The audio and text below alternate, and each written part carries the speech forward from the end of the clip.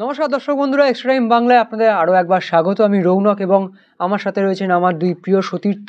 আমার ডান দিকে রয়েছেন সাইফদা এবং বাম দিকে রয়েছে সব্যসাচী। এবং বেশ কিছুদিন পর কিন্তু আমাদের সেই আপনাদের সবার প্রিয় ফুটবল শো নিয়ে আমরা ফিরে এসেছি এবং অবশ্যই একটি গুরুত্বপূর্ণ টপিক নিয়ে যে আলোচনা হবে সাইফদা, সেটা গুরুত্ব তো রয়েছেই, কারণ বাংলার একটি দল তারা কিছুদিন আগেই কিন্তু আমাদের খুব আনন্দিত করেছিল। ইস্ট বেঙ্গল দল, তারা সুপার কাপ চ্যাম্পিয়ন হয়েছে, এএফসি কাপ খেলবে পরের বার। মোহনবাগান সমর্থকদের তো আনন্দিত করেনি, এক পক্ষ তো আনন্দিত হয়েছে, এখন তো মোহনবাগান সমর্থকদের আনন্দিত করছে। সেটা মোহনবাগান সাপোর্টাররা আগে আনন্দ করে ফেলেছে, এবার একটা ইস্ট বেঙ্গল সাপোর্টার আনন্দ করুক। সবার কাছে আনন্দ করার অধিকার আছে নাকি? মানে ও যেটা বলতে চাইছে যে কিছুদিন আগে আনন্দ দিয়েছে, মানে সেটা ইস্ট বেঙ্গল, এবং ইস্ট বেঙ্গল আইএসএল এ টানা হারছে এবং সেটা ইস্ট বেঙ্গল সমর্থকরা দুঃখ পাচ্ছে, সুতরাং তার মানে তো মোহনবাগান সমর্থকরা আনন্দিত হচ্ছে। এইটা তো সারা জীবন আমরা দেখে এসেছি, এটা তো চলবে। কিন্তু অবশ্যই সাইফদা, সুপার কাপ চ্যাম্পিয়ন একটা দল, সেখান থেকে যখন আইএসএল আবার ফিরল ইস্ট বেঙ্গল, সেই আইএসএল এর ফার্স্ট লেগে যে ইস্ট বেঙ্গলকে দেখা যাচ্ছিল, সেই ইস্ট বেঙ্গলই যেন কেমন একটা ফিরে এলো। কারণ পরপর হার, আগের দিন জামশেদপুরের এগেনস্টে 1 গোলে এগিয়ে থেকে শেষ মুহূর্তে গোল হজম করে হার, মানে সেই আবার কিন্তু একই জিনিস। অবশ্যই, মানে সবাই যেটা আমরা এর আগেও আলোচনায় বসেছিলাম, যে শেষ মুহূর্তে গোলকে পয়েন্ট লস করা, আবারও সেই কি পুরনো রোগটা ফিরে এলো ইস্ট বেঙ্গল। এবং একটা সুপার কাপ চ্যাম্পিয়ন দলের এরকম দুর্দশা আবার কেন হচ্ছে, তোমার কি মনে হয়? এইটা রোগটা ছিলই, আগের থেকে ছিল, যেহেতু কাপ টুর্নামেন্ট ছিল তাই এক্সট্রা টাইমে গিয়ে ইস্ট বেঙ্গল জিতেছে, তবে সেটা তাদের ক্রেডিট। অবশ্যই এক্সট্রা টাইমে গিয়ে গোলটা তো সবাই করবে না, সেটা তাদের ক্রেডিট। এখানটায় একটা খুব স্পষ্ট জিনিস বলতেই হবে, সেটা হচ্ছে কিছু প্লেয়ারের চোট, সল ক্রেসপোর চোট পাওয়া, আমাদের হোসে আন্তোনিও পার্দোর চোট পাওয়া, এই প্লেয়ারগুলো যখন চোট পেয়ে বেরিয়ে গেল, টিমের কম্বিনেশনটা অনেকটা ভেঙে গেল। তার থেকে বড় কথা, বোরা হেরেরা, জাভিয়ার সিবেরিও, এদের মতো এই প্লেয়াররা যখন তারা বেরিয়ে গেল, লোনে অন্য ক্লাবে গেল, কম্বিনেশনটা একদম পুরো নষ্ট হয়ে গেছে। সেখানে দাঁড়িয়ে নাওরে মহেশ সিং, নন্দকুমার, তাদের পুরনো ফর্মের ছায়া এখন মাত্র, মানে সেই ফর্মটাই এখন আর পাচ্ছেন না। এই জায়গাগুলো খুব কার্লোস কোয়াদ্রাতকে চিন্তায় ফেলেছে। তিনি যখনই প্র্যাকটিসে আসেন সবসময় একটা হাসি মুখ, মনে হচ্ছে না কিছু একটা, সমস্ত কিছু কন্ট্রোলে আসে, কিন্তু সব কিছু কিন্তু কোয়াদ্রাতের কন্ট্রোলে নেই। কারণ এই জায়গাটা বুঝতে হবে, সব কোচ কিন্তু সব ভালো প্লেয়ার আনতে পারে না। ভিক্টর ভাস্কেজ, তিনি এসছেন, 37 বছর বয়স, একটা ভালো সিবি, মারাত্মক সিবি, মেসির সাথে খেলেছেন, হেন তেন, কিন্তু আলটিমেটলি তিনি করলেনটা কি? গত ম্যাচে তিনি লিটারালি তার পজিশনে শুরু করেছেন, কিন্তু তিনি কি দেখছেন, আমার পিছনে দুজন ব্লকার, সমস্ত পাস আমাকেই বাড়াতে হচ্ছে, এবং সেখানে দেখছি তিনি একটি ছোট পাস বাড়াচ্ছেন, ডিফেন্ডারদের ওপর দিয়ে বল যাচ্ছে, সেখানে মহেশ বা নন্দ তার স্পিড দিয়ে বলগুলোকে ধরে নেবে, এটাই ছিল মেনলি স্ট্র্যাটেজি। এই জায়গাটায় দাঁড়িয়ে যখন জামশেদপুর বুঝতে পেরেছে, তখন তারা তাদের ফরমেশনে চেঞ্জ করে সেইটা আটকে দিয়েছে, ফলে তারা বল ধরতে পারেনি। অনেক রকম সমস্যা রয়েছে এই জায়গাটায়। যে ভুবনেশ্বরে যে টিমটা ছিল, ইস্ট বেঙ্গল টিমটা যে এত ভালো খেলেছিল পুরো সুপার কাপ জুড়ে, এবং অনেক অনেক এগুলো অনেক সমর্থক, মোহনবাগান সমর্থক বিশেষ করে, এবং বাকি অনেকে আছে যারা বলে যে সুপার কাপে তো জাতীয় দলে ফুটবলাররা ছিল না, এইটার জন্য জিতেছে, কিন্তু আলটিমেটলি তো ট্রফিটা পেয়েছে এবং এএফসি খেলার যোগ্যতা অর্জন করেছে। তো সেখানে দাঁড়িয়ে এইভাবে যদি খেলতে হয়, এইভাবে যদি টানা খেলতে হয়, তাহলে এটা খুব সমস্যার। এবং বিশেষ করে বলবো যে নতুন বিদেশি ফরওয়ার্ড ফেলিসিও ব্রাউন ফোর্বস, তার আমার মনে হয়, মানে যদি ন্যূনতম কিছু ফুটবল জ্ঞান তার মধ্যে থাকে, যদি তিনি তার সতীর্থদের মধ্যে, বিশেষ করে তার ক্যাপ্টেন ক্লেইটন সিলভাকে যদি দেখেন, একটা 37 বছরের বুড়ো, যাকে আমরা ট্যাগ দিয়েছি বুড়ো, তিনি মাঠে 4-5টা ঘোরাঘুরি করছেন, ফাইনাল ট্যাকেলে তিনি অনেক সময় চলে যাচ্ছেন, মাঝমাঠে বল দখল করে নিজে গিয়ে এগিয়ে আসছেন, তিনি ক্যাপ্টেন এক্সাম্পল হয়ে দাঁড়াচ্ছেন, কিন্তু তাকে এক্সাম্পল কেউ করছেন না। ফেলিসিও ব্রাউন, তিনি সব একটা জায়গায় দাঁড়িয়ে আছেন, তিনি বল আর পাচ্ছেন না, তিনি আর এগোচ্ছেন না। এই জায়গাগুলো, মানে এইগুলো খুব ফ্রাস্ট্রেট করে, আর ইস্টবেঙ্গল সাপোর্টারদের ফ্রাস্ট্রেট করে কিছু নেই, কারণ এরা এর আগে আর অনেক এরকম। আমি একটা জিনিস আমি বলছি, সুবাজি একেবারে ঠিকই বলছে। আমি জাস্ট একটা জিনিস এখানে বলতে চাই, বা আমি যেটা বলতে চাই সেটা হচ্ছে, যে কম্বিনেশন তৈরি হয় যে কোনো ফুটবলের হতে পারে, যে কোনো লেভেলের ফুটবল হতে পারে, সে 5th ডিভিশন হতে পারে থেকে শুরু করে সিএফএল এর 5th ডিভিশন থেকে ইপিএল, লালিগা, যা বলো, কম্বিনেশন মাস্ট। কম্বিনেশন ছাড়া একটা ভালো ওয়েল কম্বাইন্ড টিম খুব মিডিওকার প্লেয়ার দিয়ে খুব ভালো ফুটবল খেলতে পারে। হুম। আবার খুব ভালো কোয়ালিটির ফুটবলার দিয়ে যদি কম্বিনেশন না থাকে, ভালো ফুটবল মাঠে পাবে না তুমি। এটা ফুটবলের প্রথম এবং প্রাথমিক শর্ত। ইস্টবেঙ্গল যে কম্বিনেশনে এসেছিল সেটা দীর্ঘ 5 মাস বা 6 মাসের যে একটা পরিশ্রম করে যে কম্বিনেশন, সেই কম্বিনেশনটা ইস্টবেঙ্গলের ভেঙে গেছে। এই যে বোড়া, সে চলে গেল কোথায়? গোয়াতে। তার নিজের ইচ্ছাতে গেছে, গোয়াতে লোন নিয়ে লিয়েনে গেছে গোয়াতে। তো এখন গোয়াতে তার নিজের ইচ্ছাতে গেছে। তো এখন নিজের ইচ্ছাটাকে পরিবর্তন করানোর কি কোনো ক্ষমতা ইস্টবেঙ্গলের ছিল না? কালকে নীতু সরকারের একটা ইন্টারভিউ অনিলাবদা করেছে, তুমি দেখবে। এখন এজেন্টদের সঙ্গে কথা বলতে হয়, নিশ্চয়ই এজেন্ট এসে কথা বলেছিল, বোরা তো এসে কথা বলেনি, এজেন্টরা কথা বলেছিল যে অন্য লিনে যাবে, ওখানে অন্য টিমে যাবে। একটা সময় ছিল একটা ফুটবলারকে নিয়ে আসার জন্য তার পরিবারকে বোঝাতে হতো। নীতু সরকারের ইন্টারভিউটা দেখবে, এটা প্র্যাকটিক্যাল। তার পরিবারকে বোঝা যেত, তার কোচকে বোঝা যেত, তার প্রথম জীবনের কোচকে বোঝা যেত, অনেক সময় দেখা তার বউকে বা তার গার্লফ্রেন্ডকে কনভিন্স করে পারিবারিক করে প্লেয়ারকে তুলে নিয়ে আসা। বোরাকে ছাড়ছে ইস্ট বেঙ্গল সিজনের মাঝপথে, এই দায়টা কার? বোরার ইচ্ছা হয়েছে। বোরা তো সিজনের মাঝপথে রিয়েল মাদ্রিদের অফার পায়নি যে রিয়েল মাদ্রিদে চলে যাচ্ছে, ঠিক আছে, তার অনেক বড় ফিউচার আছে, চলে যাক। ইস্ট বেঙ্গল টু এফসি গোয়া, গোয়ার সমুদ্রের হাওয়া খাওয়ার জন্য গেছে। কারণটা কি? গোয়ার কোচকে রোকাকে পছন্দ, রোকাকে পছন্দ। তার রোকাকে পছন্দ তো তোর প্রথম থেকে ছিল, তার রোকা প্রথম থেকে নেয়নি কেন? কিন্তু পুরনো কোচ মার্লো মার্কেস। হ্যাঁ। তা আমার কথা হচ্ছে এই জায়গাতে আমার এগুলো হতে পারে, একটা প্লেয়ারের একটা ফ্যাসিনেশন থাকতে পারে, ওই কোচের আন্ডারে খেলবো, কিন্তু তাকে বোঝানোর দায়িত্ব তো ইস্ট বেঙ্গল ম্যানেজমেন্টে, যারা ম্যানেজ করছে এর মধ্যে দাঁড়িয়ে, যারা টিমটা ম্যানেজ করছে, যে সিওটি হতে পারে, সিইও হতে পারে, সামহাউ কোচ। একটা কোচ চোখের সামনে দেখছে তার দুর্গের পতন ঘটে যাচ্ছে। এবারে দেখো, ধরো সৌভিকের এই জায়গায় কি মানসিকতা হতে পারে, যে সৌভিককে অপ্রতিরোধ্য মনে হচ্ছিল, দুর্দমনীয় মনে হচ্ছিল, যারকে ভাঙা যায় না মনে হচ্ছিল, সে যখন দেখছে যে আমি যার স্ক্রিনিংয়ের ওপর ভিত্তি করে বা যার মাঝমাঠে যার শক্তির ওপর ভিত্তি করে ও কিন্তু একটা সাহস পাচ্ছিল, যে ফুটবলটা খেলছিল সেটা কি যার পাবে? এবং যে ফুটবলারদেরকে নিয়ে আসা হয়েছে ইস্ট বেঙ্গলে, সবাইকে সম্মান রেখে বলছে। দেখো, কালকে চিমাচুকুকে তো ইস্ট বেঙ্গল সমর্থকরাই তো একসময় ডাস্টবিনে ফেলে দিয়েছিল। সে চিমাচুকুই এই ইস্ট বেঙ্গল জার্সি পরেই ভারতীয় ফুটবলে এসছে। সে জামশেদপুরের গত 3-4 বছরের সে একটা খুব ইম্পর্টেন্ট প্লেয়ার, তাকে বাদ দিয়ে তো টিম হয় না। সুতরাং একটা কথা হচ্ছে, সে কম্বিনেশনের মধ্যে ম্যাচ করে গেছে। কোচ চেঞ্জ হচ্ছে, তাও তো কিন্তু সেই রয়েছে। তুমি দেখো, খালিদ তো এলো, রয়েছে। কিন্তু কথা হচ্ছে, ইস্ট বেঙ্গলের এই কম্বিনেশনটা ভেঙে গেল সামাও চোটে। ও তো বলছিল সোল কেসপো থেকে শুরু করে চোটে হতে পারে, নানান কারণ হতে পারে, বা প্লেয়াররা চলে যাচ্ছে হতে পারে। চোটটা তো মেনে নিতে হবে, চোট যে কারোর হতে পারে, মোহনবাগানেরও হয়েছে, চোট হতেই পারে। কিন্তু কথা হচ্ছে, প্লেয়ার চলে যাওয়াটা কি করে রোখা যেত, সেই জায়গায় ইস্ট বেঙ্গলের একটু সমস্যা হয়েছে। বিনিময়ে ইস্ট বেঙ্গল যে ফুটবলারদের নিয়ে এসছে, they are not tested in Indian football. High profile, Google দেখে বুঝেছি, কিন্তু ইন্ডিয়ান ফুটবলে টেস্টেড প্লেয়ার অন্য টিম থেকে আমি লোনে নেব, হয় অর্থের সমস্যা আছে, অথবা ম্যানেজমেন্টের সমস্যা আছে।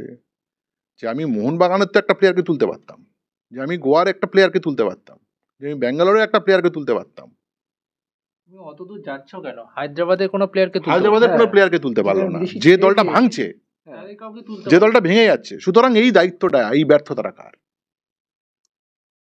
এবং বিদেশির সাথে দেশি প্লেয়ারও তো তোলা হলো না এবার, হলো না তো, এই তো হয় অর্থের কারণ, অথবা তুমি ফুটবল ম্যানেজ করতে এসেছো, তুমি ম্যানেজে অপটু, তোমার স্কিল নেই, মাঠের বাইরে স্কিল নেই।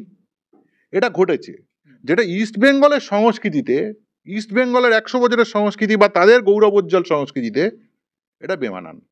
এইটার কারণ কি? আমি মোহনবাগানের সংস্কৃতিতে একটা জিনিস খুব মানান বলি, একটাই কারণে, মোহনবাগানের মালিকানার হাত বদল ঘটেছে, মোহনবাগানের মতো আছে, বসের মতো, যে পৃথিবীতে বা ভারতবর্ষে যে পজিশনে যে ফুটবলার আগের বছরে খেলেছে সব প্লেয়ারকে নিয়ে এসো। টুটুদা যা করতেন, তার আগে ধীরেনবাবু যা করতেন, তার আগে যারা ক্লাব সামলেছেন তারা করেছেন, এখন গোয়েঙ্কা বাবুরা এবং দেবাশিস বাবুরা যারা মিলিয়ে করছেন এই মুহূর্তে হাত বদল করেছে, মালিকানা হাত বদল করেছে, শেয়ার বদল করেছে, কিন্তু মেজাজটা বদলায়নি। ইস্ট বেঙ্গলের মেজাজ বদলেছে যে কিভাবে ও প্লেয়ারটাকে নিতে হবে আমার খপ্পরে বলো বা জিম্মায় বলো, সেইটা কিন্তু ইস্ট বেঙ্গল বরং হাত থেকে প্লেয়ার বেরিয়ে যাচ্ছে। এইখানটাই আমার জিজ্ঞাসা তোমাকে যে যেটা তুমি বললে মোহনবাগানের মতোই দল গড়ছে, যেরকম আমরা দেখে এসেছি যে তারা যতই অর্থ হোক বা যা কিছু হোক আমার প্লেয়ারটাকে লাগবে, এরকম তো ইস্ট বেঙ্গলেরও ছিল, আমরা আগে পড়েছি। না, ইস্ট বেঙ্গল অতীতে কিন্তু তুমি যদি ইস্ট বেঙ্গলের অতীতের দল বদল দেখো, রিলেশনশিপের উপর ভিত্তি করে তারা দল বানাতো।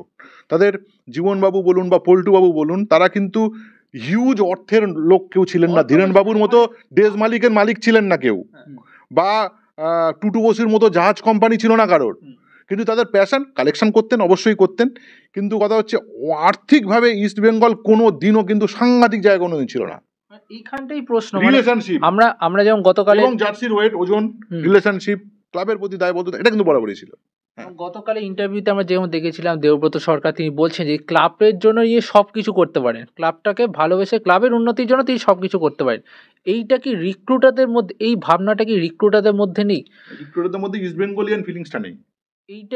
এইটা একটা ধারণা যার জন্য মানে হয়তো যে প্লেয়ারটাকে পাওয়া যেত, আমি এক্সাম্পল দিচ্ছি, যেমন হায়দ্রাবাদে যে 3টে প্লেয়ার, কথা উঠছিল, একজনকে অন্তত পক্ষে আসতে পারতো যে অন্তত খেলতে পারতো, নিখিল পূজারি, তিনি ইচ্ছুকও ছিলেন কিন্তু কোনো কারণে হলো না। মানে এই ব্যর্থতাটা যত না আর্থিকভাবে ততটা কি মানসিকতার দিক থেকেও একটা? অবশ্যই মানসিকতার জায়গা থেকে দেখো, আমি বলছি ধরো ইমামি তো 70 কোটি খরচা করবে না, সত্যি কথা, ইমামির কিছু বাধ্যবাধকতা আছে এবং সেটা কর্মকর্তাদের বুঝিয়ে দিয়েছে, ম্যানেজমেন্টকে বুঝিয়ে দিয়েছে। অর্থনৈতিক বাধ্যবাধকতা ইস্ট বেঙ্গলে সবসময় ছিল। আমি এটাই বলি, ইস্ট বেঙ্গল কোনোদিনও ডেজ মেডিকেলের মালিক ধীরেন দে ইস্ট বেঙ্গলে ছিল না, বা টুটু বসুর জাহাজ কোম্পানি আমার পকেট থেকে 2 কোটি টাকা দিয়ে দিলাম, এই ব্যাপারটা ইস্ট বেঙ্গলে কোনোদিন ছিল না। কিন্তু সম্পর্ক ছিল, নিজের জার্সির মর্যাদা ছিল, এক্সিকিউটিভ কমিটি নিজেরা কুচকুচ করে টাকা দিয়ে, আমি নীতু সরকারের মুখে শুনেছি খুব 1:1 সিঙ্গেল আলোচনা, আমি তোমাদেরকে বলেওছি সিঙ্গেল আলোচনা, আমার বলা উচিত হচ্ছে কি জানি না, 80 দশকের শেষের দিকে কিষাণু বিকাশকে দলে রাখতে হবে, পল্টুবাবু বলছেন তোর এক্ষুনি আমার 50,000 টাকা লাগবে, এক্ষুনি আমার 50,000 টাকা লাগবে। নীতু সরকারের তখন খুব আর্থিক কিছু নেই, বাবার জমি বন্ধক দিয়ে বাবার কাছ থেকে শুধু উইলটা, আমি তোমাকে বাবা কোনো একদিন ফেরত দেবো টাকা, সেই জমিটা পরে নীতু সরকার খুব কষ্ট করে ছাড়িয়েছেন সেই জমির টাকা। এখন কথা হচ্ছে পল্টুদা বলেছেন আমার টাকাটা দিতে হবে ক্লাবের স্বার্থে। চিন্ময়দা ক্লাবে খেলতেন, আমি উদাহরণ বলছি, চিন্ময়দা ক্লাবে খেলতেন, চিন্ময়দা হঠাৎ করে বলেছে যে আমার একটা এফডি করতে যাবো, এটা চিন্ময়দা যখন স্মরণ সভা হচ্ছে সেখানে নীতু সরকার এই গল্পটা কাহিনীটা বলেছেন যে আমি একটা এফডি করতে যাবো, আমরা 50,000 টাকা আমি কোন ব্যাংকে রাখবো বা কিছু একটা প্ল্যান করছিল ক্লাবে, মানে প্র্যাকটিসের পর। বললো তখন টাকাটা আমার দাও না, তোমার আমি পরে ফেরত দেবো। বলে কেন? যে টিমে পেমেন্ট দিতে হবে মাস শেষ, পুজোর বোনাস দেবে। চিন্ময়দা হাসি মুখে দিয়ে দিল, পরে টাকা ফেরত দিয়েছেন অন্য কোনো জায়গায় ম্যানেজ করে। কিন্তু কথা হচ্ছে ম্যানেজ করেই চলে যেত ইস্ট বেঙ্গল সারা জীবন। ইস্ট বেঙ্গলের তুমি ইতিহাস যদি ঘাটো, তুমি দেখো সাইফ, আমি কোনো মিথ্যা কথা বলছি না, ইস্ট বেঙ্গলের প্রতিটা জায়গাতে ম্যানেজ করে চলা, আর্থিক দুর্বলতা নিয়েই ইস্ট বেঙ্গল চলেছে, কিন্তু রাজার মতো চলেছে। কোনোদিন মোহনবাগানের মতো উদ্বৃত্ত ছিল না ইস্ট বেঙ্গলের। সেইটা একদম ঠিক কথা বলেছো। এই ম্যানেজমেন্ট যারা ম্যানেজ করছে, যারা প্রফেশনাল ম্যানেজমেন্ট করছে, তারা ইস্ট বেঙ্গলের এইটা নেই, এটা নেই, মিসিং, এবং মিসিং লিঙ্কও নেই যে তুমি সেটা দিয়ে লিঙ্ক করতে পারবে। মানে কর্পোরেট কালচার এলো, তুমি যেটা বলছো যে সেই লেগাসি কর্পোরেট জগতেও তো সবসময় কি আর্থিক উদ্বৃত্ত থাকে নাকি? কর্পোরেট জগতেও তো অনেক সময় ম্যানেজ করে চলতে হয়। আমি এখানে একটা এক্সাম্পল দেবো, যেটা তুমি বললে এক্ষুনি যে কর্পোরেটের ব্যাপারে, নর্থ ইস্ট ইউনাইটেডের কথা বলছি। নর্থ ইস্ট ইউনাইটেড কম পয়সা, খুব বেশি পয়সা নেই, খুব বেশি পয়সা নেই। এক্সাম্পল দিচ্ছে এই যে টমি জুরিচ, অস্ট্রেলিয়ান বিশ্বকাপার, তার মার্কেট ভ্যালু হচ্ছে 2 কোটি টাকা। এই একই মার্কেট ভ্যালু হচ্ছে আমাদের এই ফেলিসিও ব্রাউন ফোর্বস, কেন আনা গেল না? এই জিনিসগুলো খুব ফ্যাক্টর করছে, যেখানে দেখছি বাকি দলগুলো প্রত্যেকে দেখছি ভালো প্লেয়ার সাইন করতে পারছে, সেখানে ইস্ট বেঙ্গল কেন পারছে না? এবং আরেকটা বিষয় এইবারে মানে আমি জানি না এর আগে হয়েছে কিনা, হয়তো তোমরা আরো ভালো বলতে পারবে, কোনো কোচ গিয়ে বাইরে থেকে প্লেয়ার আনছে, মানে যে কাজটা একজন ম্যানেজমেন্টের করার কথা, এজেন্ট করার কথা, সেটার কোচ নিজে গিয়ে যাচ্ছে। মানে যেমন জর্ডান এলসের কথা বলি, তিনি জর্ডান থেকে নিয়ে এসছেন। তো সুতরাং এইগুলো বিষয়গুলো মানে এইগুলো কেন করবে না? মানে এইটা কি কোথাও গিয়ে মানে একটা টিম যার যে সুপার কাপ জিতেছে, এএফসি খেলবে, এটা তো বড় প্রভাব পড়বে। সুপার কাপে 6 জন বিদেশি ছিল, আর ভারতবর্ষের যদি 1 নম্বর নকআউট টুর্নামেন্ট হয়ে থাকে সুপার কাপ, সে সময় ন্যাশনাল টিম খেলছে ভারতবর্ষের সবচেয়ে ইম্পর্টেন্ট একটা প্রতিযোগিতা। আমি জানি না পৃথিবীর কোনো দেশে এমন হয় কিনা যে যে সময় ইংল্যান্ড ইউরো কাপ খেলছে সেই সময় ইংল্যান্ডে এফএ কাপ চলছে, এটা হতে পারে না। ঠিক আছে, এটা চূড়ান্ত আনপ্রফেশনাল। এটা ভারতবর্ষ বলি সম্ভব, আমাদের কাছে ফুটবলটা এলেবেলে আমরা পারি না, তাই জন্য এরকম আর কি। এটা কখনো হতে পারে না। তোমাকে সেখানে মোহনবাগান, তোমার ইম্পর্টেন্ট দলগুলো ধর এফসি গোয়া বা মুম্বাই সিটি, তারা কিন্তু তাদের খুব গুরুত্বপূর্ণ প্লেয়ারদেরকে দলে পায়নি, বিদেশি দিয়ে করতে হচ্ছে। এবং যখন এই দেশি প্লেয়াররা চলে যাচ্ছে তখন আবার নিয়ম করা হয়েছে যে 6 জন বিদেশি প্লেয়ার খেলতে পারবে। ঠিক কেন? আমি কোনো মতে ইস্টবেঙ্গলের কৃতিত্বকে ছোট করছি না, তোমরা 6টা বিদেশি খেলাতে পারতে, 6টা বিদেশি তো আর ইন্ডিয়ার হয়ে খেলতে যায়নি।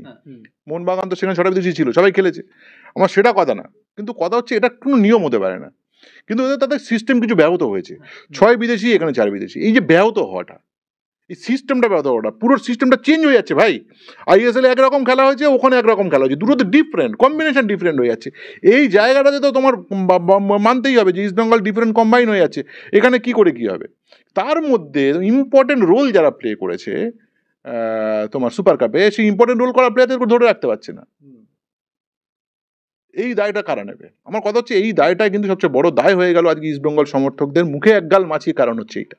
এবং যেখানে সুপার সিক্সটা প্রায় নিশ্চিত ছিল, প্রায় নিশ্চিত ছিল, সেটাকে একদম জলে। এবং কালকের ম্যাচ যদি তুমি বলো ডিফেন্সিভ অর্গানাইজেশন, আমরা কোথাও ভাবছি যে কার্লেস স্কোয়াডদের ডিফেন্সিভ অর্গানাইজেশনটা খুব ভালো হয়, এবং অ্যাটাকিং ট্রানজিশনে যে গতির জায়গাটা, সেই গতিতে যে প্লেয়ার তুলে আনা 3:5 করে দেবো, সেই স্পিডটাও নেই।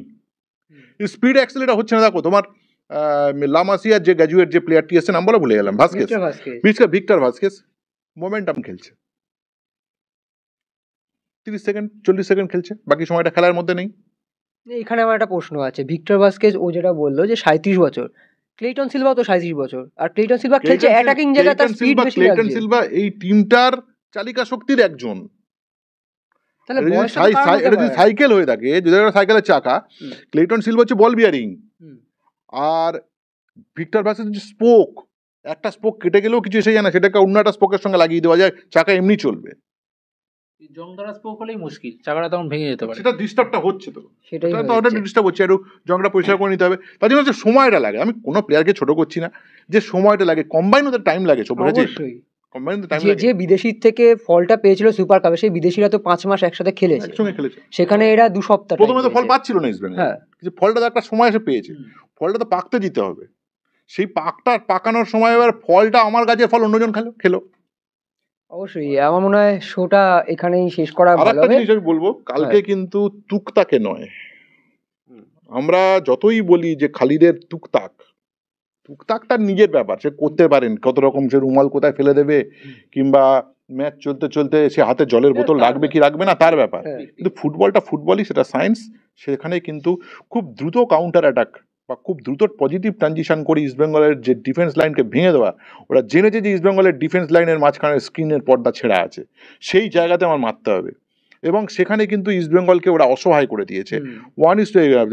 3:5 জায়গায় ওরা কিন্তু নিজেরা সবসময় সাংঘাতিক করে গেছিল। ইস্টবেঙ্গলের গোলের সংখ্যা 2-1 না হওয়ার জায়গায় যদি 5-1 হতো, অস্বীকার করার কোনো জায়গা ছিল না।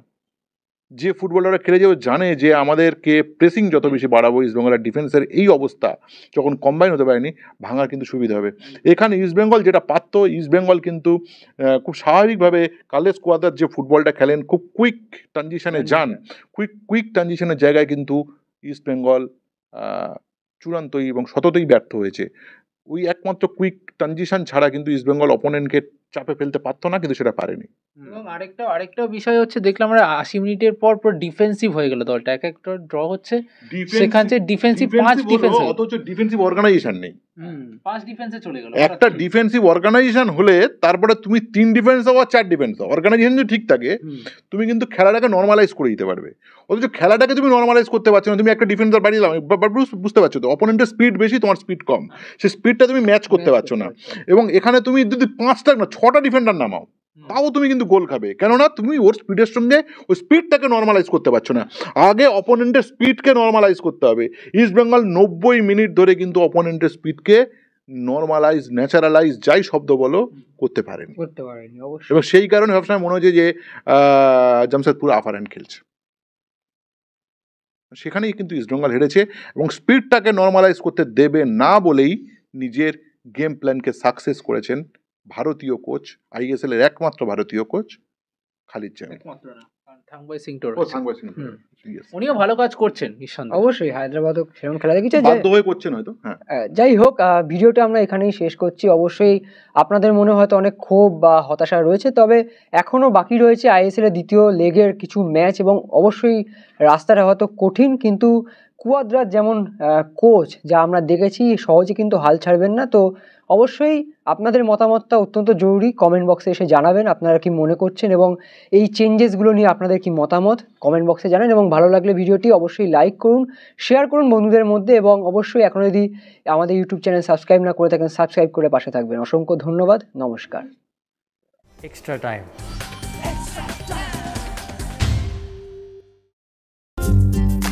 লেটেস্ট নিউজ আর এক্সক্লুসিভ ভিডিওর সঙ্গে আপডেট থাকতে এখনই সাবস্ক্রাইব করুন আমাদের ইউটিউব চ্যানেল। বেল আইকনে ক্লিক করতে ভুলবেন না যেন।